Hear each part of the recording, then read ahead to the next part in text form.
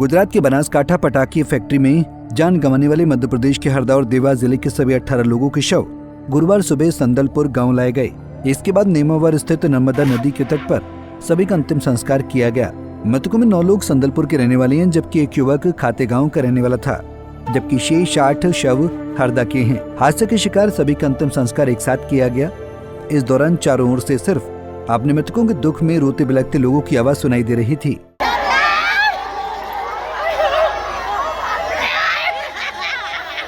अंतिम संस्कार के दौरान दोनों जिलों के बड़े अधिकारी, विधायक और पूर्व कृषि मंत्री कमल पटेल मौजूद रहे। जिसमें हमारे हरदा और देवास जिले के परिवार के 18 लोगों का तो शनाख्त हो गई और 2 की बाकी डीएनए ईश्वर के आगे हम सब नतमस्तक विधि का विधान है जो आया जाना, लेकिन इस तरह से जाना बहुत ही दुखद घटना है। ईश्वर से प्रार्थना करते हैं कि भगवान को श्री चरणों में स्थान दें और ये जो दुख का पहाड़ टूटा उस परिवार को, एक परिवार तो पूरा का पूरा 8-9 पूरे गए लगे, एक बच्ची है उनके साथ प्रधानमंत्री नरेंद्र मोदी जी, मुख्यमंत्री मोहन यादव जी, भारतीय जनता पार्टी की सरकार है, गरीब किसानों की सरकार है। इसलिए गरीबों के लिए सरकार ने कानून बना दिया है कि जिसका कोई नहीं उसकी सरकार है, और इसलिए जो बच्चे अनाथ हैं उनकी पूरी पढ़ाई लिखाई परवरिश और उनको अपने पैर पर खड़ा करना ये सरकार की जिम्मेदारी है। सरकार उसको वहन करेगी और किसी प्रकार का कोई तकलीफ नहीं होने देंगे। पीड़ित परिवार के साथ हम सब खड़े हैं और जो घटना घटी उसकी निष्पक्ष जांच होकर जो दोषी होगा उसके खिलाफ सख्त से सख्त कार्रवाई की जाएगी ताकि आगे ऐसी घटना न हो। हरदा में जो विस्फोट हुआ तो तब भी आपने बहुत मामला उठाया था कि ऐसी घटना नहीं होनी चाहिए, ऐसी फैक्ट्रियों पर कार्रवाई होनी चाहिए।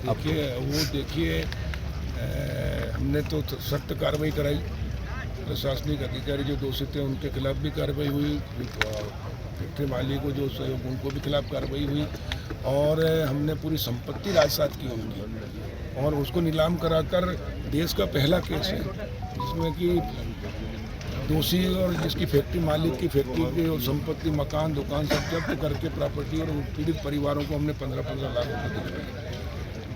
इसमें भी निश्चित कार्रवाई कराएंगे और समाज में भी जागरूकता की आवश्यकता है और जहाँ भी ऐसी अवैध काम चलते हैं तो आजू बाजू जो लोग रहते हैं उनको भी चाहिए कि इसकी सूचना सरकार को प्रशासन को दें और कार्रवाई करें और इसलिए समाज में जागरूकता लाने का भी प्रयास है। विधायक आशीष शर्मा ने कहा कि अत्यंत दुखद घटना है और गुजरात सरकार दोषियों पर कार्रवाई करेगी। मध्य प्रदेश सरकार भी कानूनी सहायता के लिए एक दल भेजेगी और कंपनी से उचित मुआवजा दिलाने का प्रयास किया जा रहा है। दुखद घटना है और अभी अंतिम संस्कार इन लोगों का पारिवारिक रीति रिवाज से हो जाए, यही हमारा। कितनी डेड बॉडी यहाँ पूछिए? लगभग 10 शव यहाँ पर आए, एक शव खातेगांव का था, वहाँ से उनके परिजनों को सौंप कर उसको भी अंतिम संस्कार के लिए नेमावर लेकर आ रहे हैं तो सभी का सामूहिक रूप से अंतिम संस्कार वहाँ पर होगा। सर भैया जो हरियाणा में कुछ लोगों की डेथ हुई थी उनका भी अंतिम नेमावर में होगा कि सभी का अंतिम संस्कार नेमावर में ही होगा। हंडिया के शव भी पहुँच चुके हैं, वो भी वहाँ से घर से लेकर आ रहे हैं। इस तरह पूरे शवों का अंतिम संस्कार नेमावर में होगा। देवास कलेक्टर उत्तरा सिंह ने बताया कि प्रशासन ने अंतिम संस्कार की सभी व्यवस्थाएं की हैं और शासन द्वारा दी गई आर्थिक सहायता राशि के चेक परिजनों को सौंपे गए हैं। 2 मृतकों के परिवारों को संबल योजना के तहत 4-4 लाख रुपए की राशि भी स्वीकृत की गई है।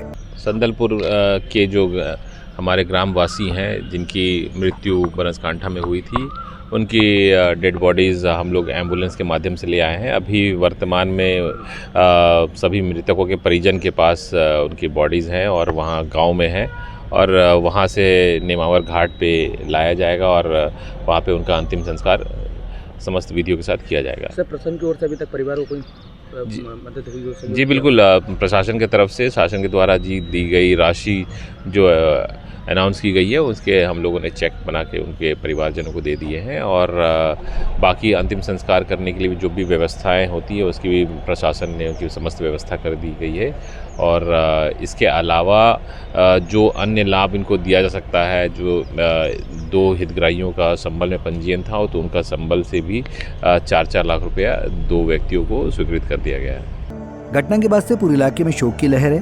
और प्रशासन पीड़ित परिवारों को हर संभव सहायता देने का भरोसा दिला रहा है। खातेगांव से पंजाब केसरी के लिए धर्मेंद्र योगी की रिपोर्ट।